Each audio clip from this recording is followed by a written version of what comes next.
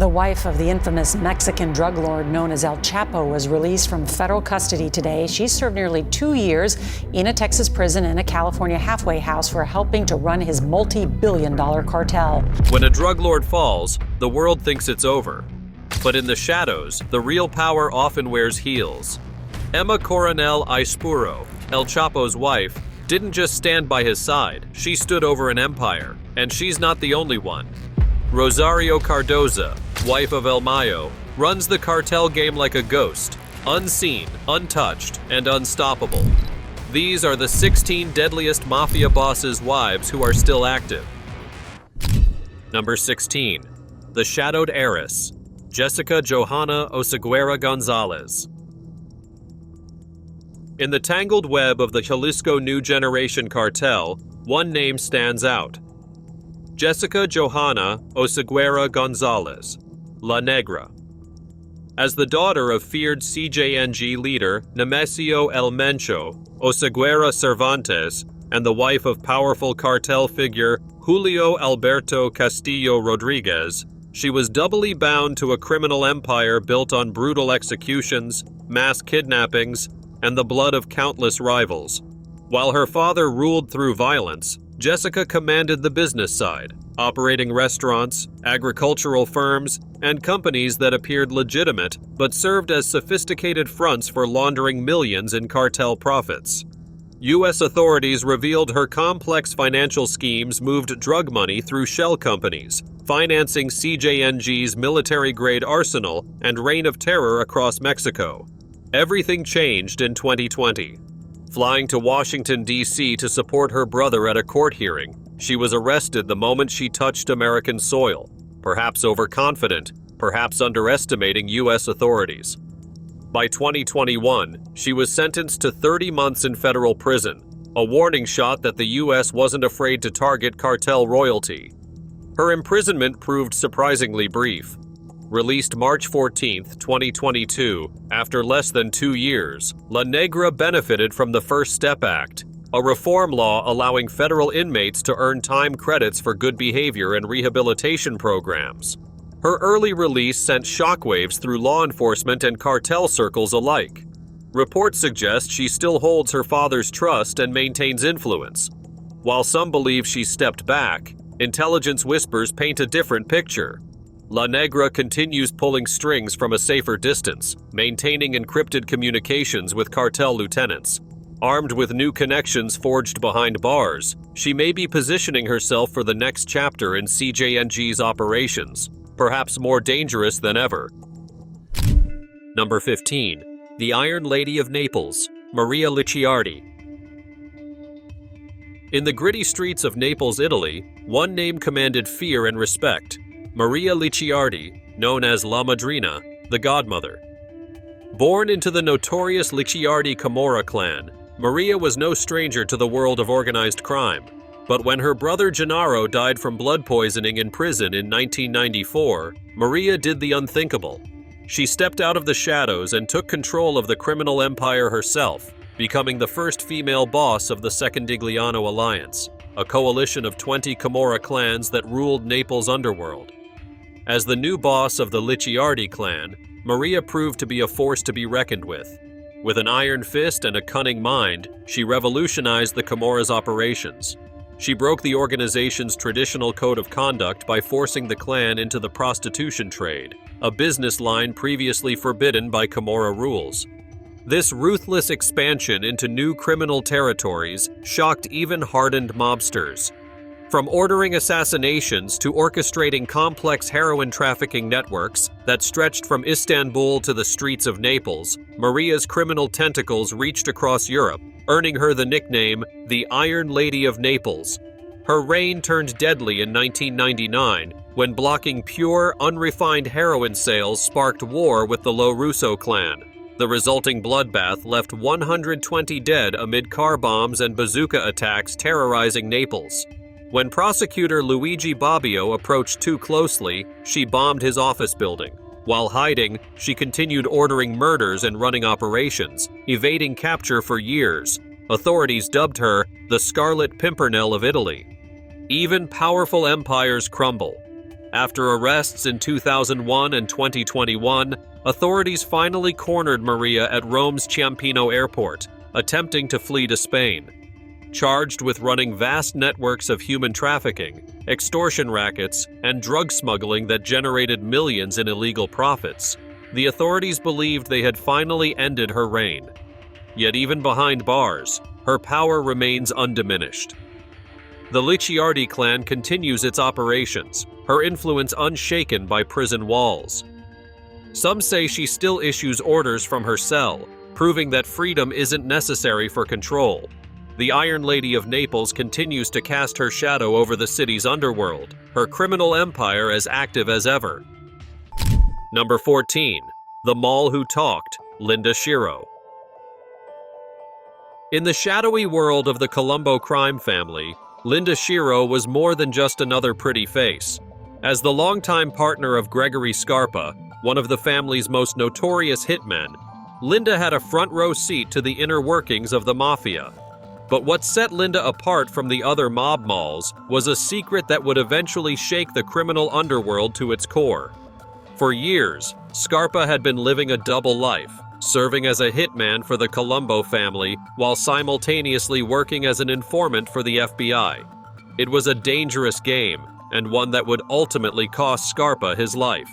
But even after his death, the secrets he shared with Linda would continue to haunt the mafia. In a shocking turn of events, Linda broke the code of silence and testified against FBI agent Lindley DeVecchio, accusing him of leaking sensitive information to Scarpa in exchange for cash and gifts.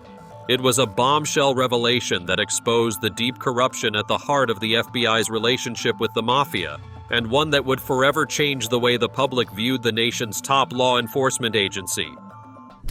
Number 13. The beauty queen of the Sinaloa Cartel, Emma Coronel Aispuro. In the glittering world of beauty pageants, Emma Coronel Aispuro dreamed of wearing a crown. But fate had other plans for the young woman from Sinaloa, Mexico. Instead of a tiara, Emma would find herself at the side of one of the world's most notorious drug lords, Joaquin El Chapo Guzman, the leader of the Sinaloa Cartel. Emma's story reads like a tale straight out of a narco novella. A chance meeting at a local festival led to a whirlwind romance with El Chapo, and at the tender age of 18, Emma became his bride. But life as the wife of a drug kingpin was far from a fairy tale. As El Chapo's power and wealth grew, so did the danger that surrounded them.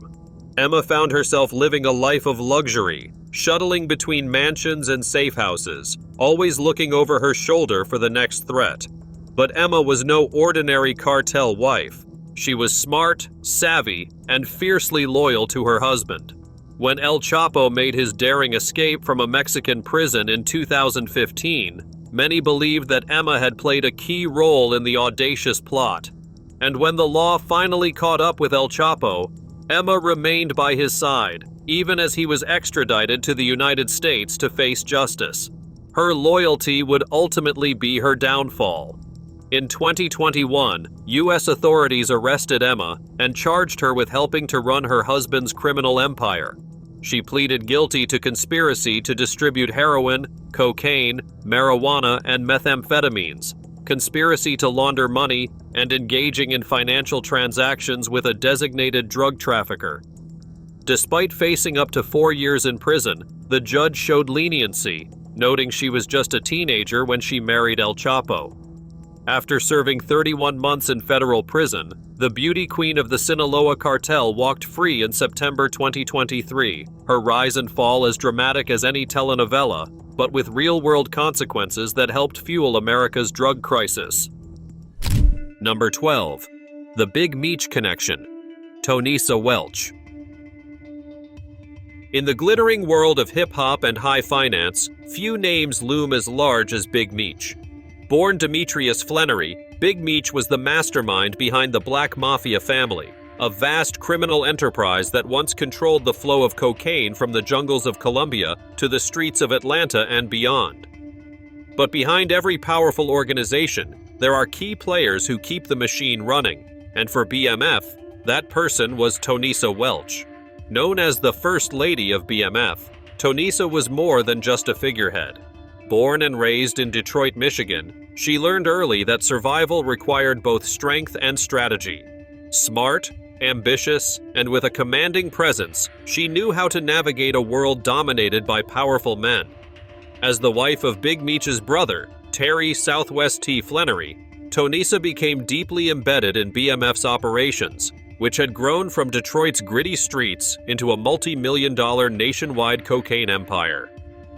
Tonisa was instrumental in the organization's financial operations, managing the laundering of drug profits and moving millions through shell companies.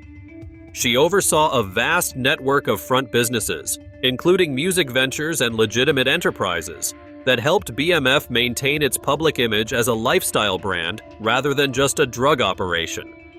From hosting lavish parties that attracted celebrities to keeping the books clean, Tonisa handled it all with calculated precision. Federal investigators spent years building their case against BMF, and when it came crashing down, Tonisa faced the consequences. She was convicted of conspiracy to commit money laundering and served nearly 5 years in federal prison, while Terry received a 30-year sentence. Her imprisonment showed how deeply involved she was in BMF's criminal activities. There was no escaping the law's reach once the empire fell. In 2023, her story gained renewed attention with the release of First Lady of BMF, The Tonisa Welch Story, an American biographical crime drama that chronicled her rise and fall within one of America's most notorious drug empires. The film highlighted how central she was to BMF's operations and how her choices ultimately led to her downfall alongside the organization she helped build. Number 11. The Survivor, Clara Elena Labarin.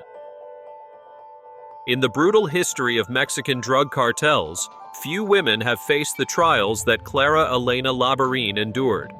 As the spouse of Hector Beltran Leyva, leader of the feared Beltran Leyva organization, Clara lived a life divided between luxury and danger. While her husband orchestrated the cartel's violent operations, she managed the financial infrastructure, overseeing money laundering, business fronts, and the complex web of transactions that kept their criminal enterprise running. Following Hector's arrest in 2014, the underworld watched to see if Clara would retreat into obscurity. Instead, she emerged as a formidable force, maintaining the cartel's economic foundation and preserving its influence across Sonora and Guerrero. Law enforcement had long suspected her involvement went beyond that of a typical cartel wife, though concrete evidence remained elusive. The year 2016 brought unimaginable horror. Enemy factions abducted Clara, subjecting her to savage torture before abandoning her body in public. A brutal message meant to destroy her and intimidate others. Against all odds, she not only recovered, but returned to the criminal world with renewed determination and expanded influence. Even after Hector's death in custody in 2018, when many predicted the cartel's collapse, Clara proved her resilience. She continued orchestrating financial operations, brokering deals, and maintaining the organization's economic lifeline. Though she rarely surfaces publicly and leaves the dirty work to others, her control over the cartel's wealth makes her equally dangerous. Today, Clara Elena Labarin remains an active player in Mexico's underworld, showing no signs of relinquishing her power. Number 10. The Billiondoll Wife, Rosalinda Gonzalez Valencia. In the twisted world of the Jalisco New Generation Cartel, CJNG, Rosalinda Gonzalez Valencia was more than just a pretty face. As the wife of Nemesio El Mencho Oseguera Cervantes, the feared leader of the CJNG, Rosalinda was the keeper of the cartel's most valuable asset, its money. With a mind for numbers and a talent for discretion, Rosalinda managed a financial empire that stretched into the billions of dollars, moving vast sums of cash through a complex network of front companies and offshore accounts. But even the most sophisticated money laundering operation can only stay hidden for so long. In 2018, Mexican authorities finally caught up with Rosalinda, arresting her on charges of organized crime and money laundering. It was a stunning fall from grace for a woman who had once lived a life of unimaginable luxury, with mansions, private jets, and a fleet of armored cars at her disposal. But Rosalinda was not one to go down without a fight. After serving a brief stint behind bars, she was released, only to be arrested again in 2020. This time, however, Rosalinda was ready. With a team of high-powered lawyers and a war chest of cartel cash at her disposal, she vowed to fight the charges to the bitter end. Number 9.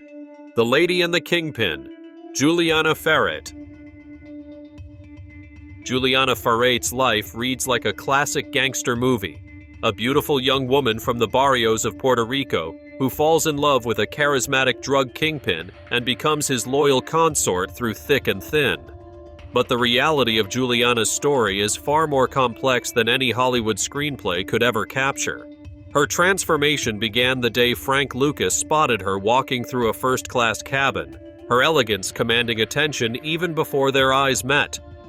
Their 1967 marriage in San Juan marked the beginning of a partnership that would place Juliana at the heart of one of America's most audacious criminal enterprises, a story later immortalized in the blockbuster American Gangster, which dramatized Frank's heroin smuggling operation from Southeast Asia to Harlem.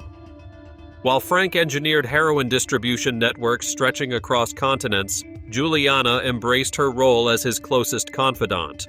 She navigated their world of fur coats, diamonds, and luxury vehicles with natural grace, earning the media's label as half of the Black Bonnie and Clyde.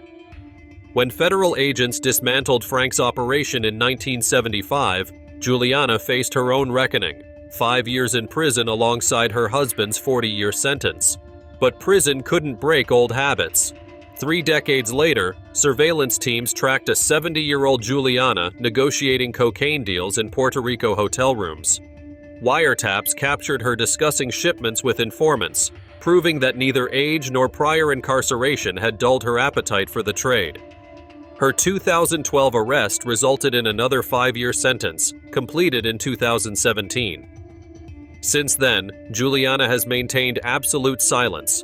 No interviews, no public appearances, no trace of her activities. This deliberate invisibility fuels speculation. Has she finally abandoned the criminal world, or simply perfected the art of operating unseen? Her story remains unfinished, proof that once the drug trade claims someone, escaping its gravitational pull becomes nearly impossible, no matter the cost or the years that pass. Number 8. The Prison Bride, Diana Espinosa Aguilar. The love story of Diana Espinosa. Aguilar and Rafael Caro Quintero is one that could only happen in the dark corners of Mexico's drug trade. Before their fateful meeting, Diana was serving time for drug trafficking. She never imagined prison would change her life forever.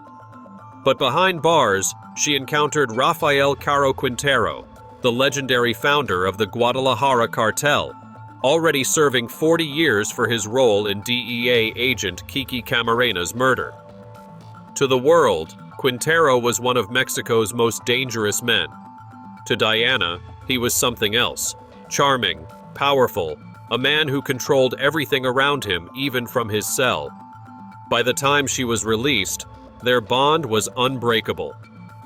When Quintero walked free in 2013 after decades in prison, Diana was there waiting. Diana proved to be no ordinary partner. With a sharp mind for business and organizational skills, she quickly became Quintero's most trusted lieutenant, managing his vast financial empire from the shadows. Together, they built a life avoiding attention, but in 2022, authorities captured Quintero again, dragging him back to prison. Since his arrest, Diana has vanished from public view, but whispers persist. Some say she still controls his financial operations, moving money through hidden channels and safeguarding his assets. Others believe she's more than just a loyal wife waiting for his return. In the world of cartel warfare, Diana Espinosa Aguilar might be the one person who knows exactly how to keep a drug kingpin's empire alive while he's behind bars. Number 7. The Ghost, Rosario Cardoza. In the shadowy world of the Sinaloa cartel, Rosario Cardoza is a name that is spoken only in whispers. As the wife of Ismael El Mayo Zambada, one of the cartel's most powerful leaders, Rosario has spent decades cloaked in a veil of secrecy, her every move carefully hidden from the prying eyes of rivals and law enforcement alike. But while Rosario may prefer to operate in the shadows, her influence is felt throughout the cartel's vast empire. With a mind for numbers and a talent for organization, she has played a key role in managing the cartel's finances, overseeing a network of shell companies and offshore accounts that stretch from the beaches of Cancun to the high-rises of Hong Kong. Despite her low profile, Rosario's name has surfaced in connection with some of the cartel's most audacious operations. In 2019, her son, Ismael Zambada Imperial, was arrested by Mexican authorities on charges of drug trafficking and money laundering. It was a rare glimpse into the family's inner workings and a reminder of the power that Rosario wields behind the scenes. But even as her son sits behind bars, Rosario remains free, a ghost in the machine of one of the world's most powerful criminal organizations. Number 6. The legend, Sandra Avila Beltran. In the harsh landscape of Mexican drug trafficking, Sandra Avila Beltran carved out an unprecedented path to power. Known as La Reina del Pacifico, the Queen of the Pacific, she transformed herself from a smuggler's daughter into one of the most influential figures in the international drug trade. Born into a family already deep in the smuggling business, Sandra mastered the complex logistics of narcotics transportation while still in her 20s.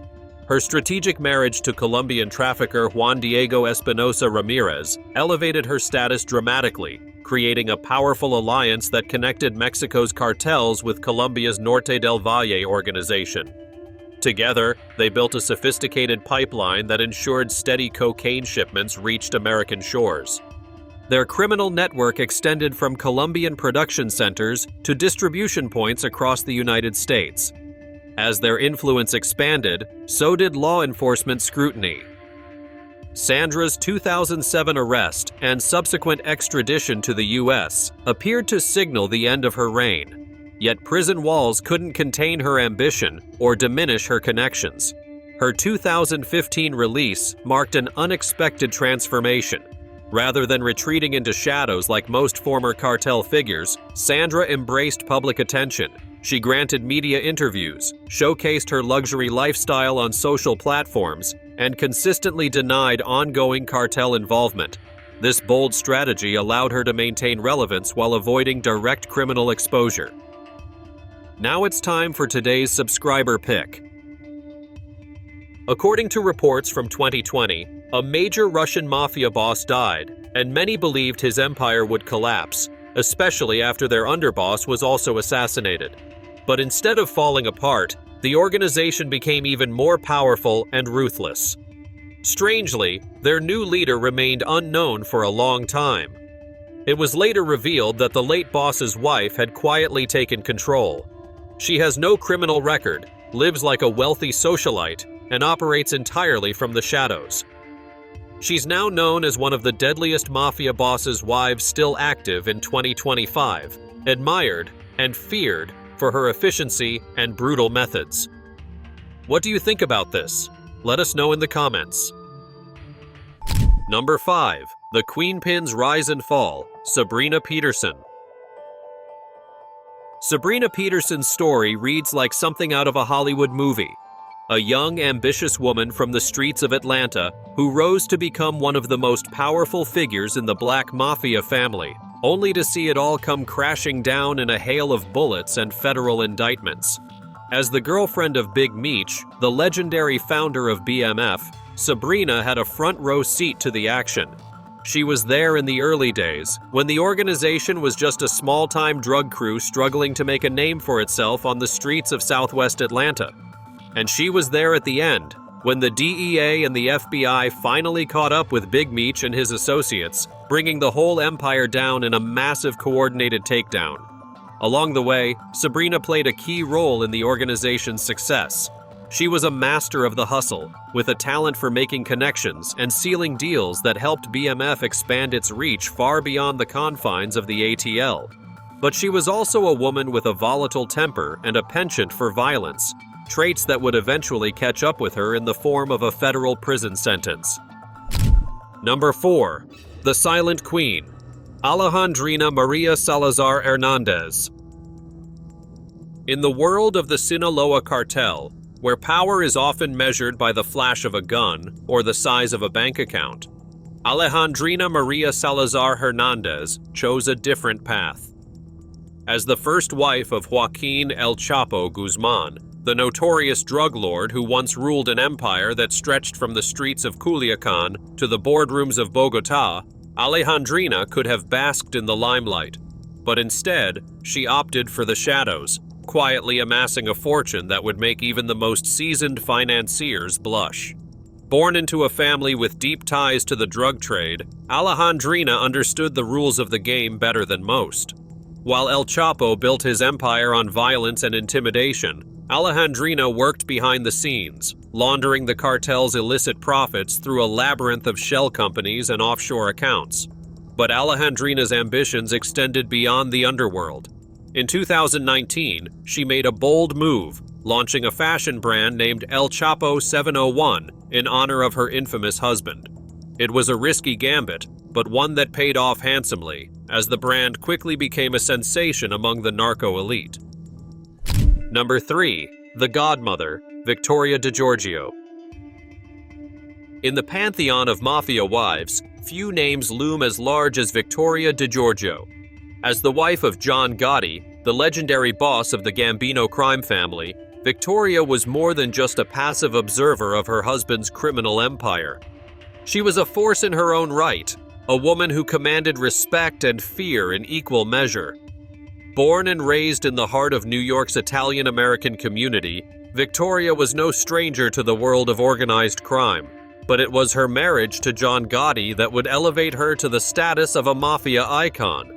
Together, the couple ruled over one of the most powerful criminal organizations in the country, a reign that would span more than a decade and leave a trail of bodies in its wake. But while John Gotti's name may have been the one that grabbed the headlines, it was Victoria who was the real power behind the throne. With a keen mind for business and a talent for diplomacy, she helped to steer the family through some of its most turbulent times, from the high-profile trials of the 1980s to the internal power struggles of the 1990s. And even after John's death in 2002, Victoria remained a force to be reckoned with, fiercely defending her husband's legacy and ensuring that the Gambino name would live on for generations to come. Number 2. Cocaine Godmother, Griselda Blanco. In the brutal history of Colombian drug trafficking, no name inspires more terror than Griselda Blanco. The cocaine godmother didn't just participate in the narcotics trade, she revolutionized it, wielding intelligence, ruthlessness, and absolute mercilessness to forge a criminal empire that made even established cartel bosses nervous. Born in Cartagena's slums, Blanco learned survival's harsh lessons early. Be smarter, tougher, and more vicious than everyone else, or perish. By her teens, she had already perfected the motorcycle assassin technique, deploying teams of armed riders to eliminate rivals with surgical precision. She earned another nickname too, the Black Widow, as her husbands had an unfortunate habit of meeting violent ends. Miami became her kingdom in the late 1970s and early 1980s. Blanco orchestrated a cocaine tsunami that transformed the Magic City into a war zone, leaving thousands dead in its wake. Her methods were legendary in their brutality. She ordered hundreds of murders, including broad daylight executions and the killing of her own husband when he became inconvenient. Even the mighty Medellin cartel treated her with wary respect. Power eventually extracted its price. Arrested in 1985, she served years in a U.S. prison before deportation to Colombia. Many assumed she'd fade into obscurity. Instead, in 2012, she was gunned down on a Medellin street, killed by the same method she'd used on countless others. Yet even death couldn't silence her legend. Her surviving sons carry forward her notorious legacy, with one attempting to capitalize on her infamy through a fashion brand. Some whisper that her hidden fortune remains intact, controlled by loyalists who guard her memory. More than a decade after her assassination, the cocaine godmother's name still commands respect and fear in the underworld, proof that in the criminal world, legends never truly die, they just wait for the next generation to resurrect them. Number 1. The Other Woman, Latara Yutzi. In the hyper-masculine world of the Black Mafia family, Latara Yutzi was an anomaly. As the longtime mistress of Big Meech, the legendary founder of BMF, Latara was a woman who had managed to carve out a place for herself in an organization that was notorious for its misogyny and its brutality. But Latara was no ordinary side piece. She was a shrewd operator in her own right, with a keen understanding of the inner workings of BMF's vast criminal enterprise. For years, she lived a double life, serving as Big Meech's confidant and advisor by day, while raising their son, Lil Meech, in the shadows by night. It was a precarious existence, one that required Latara to navigate the treacherous waters of the drug game with skill and finesse. She knew that one false move could spell disaster, not just for herself, but for her child as well. And yet, despite the constant danger, Latara remained fiercely loyal to Big Meech, standing by his side through thick and thin. In the end, it was that loyalty that would prove to be Latara's undoing. When the feds finally came calling, she found herself caught in the crosshairs, facing the prospect of a long prison sentence for her role in BMF's operations. But even then, Latara remained unbowed, a woman who had lived life on her own terms and who had no regrets about the choices she had made. Thanks for watching, and we'll see you in the next one.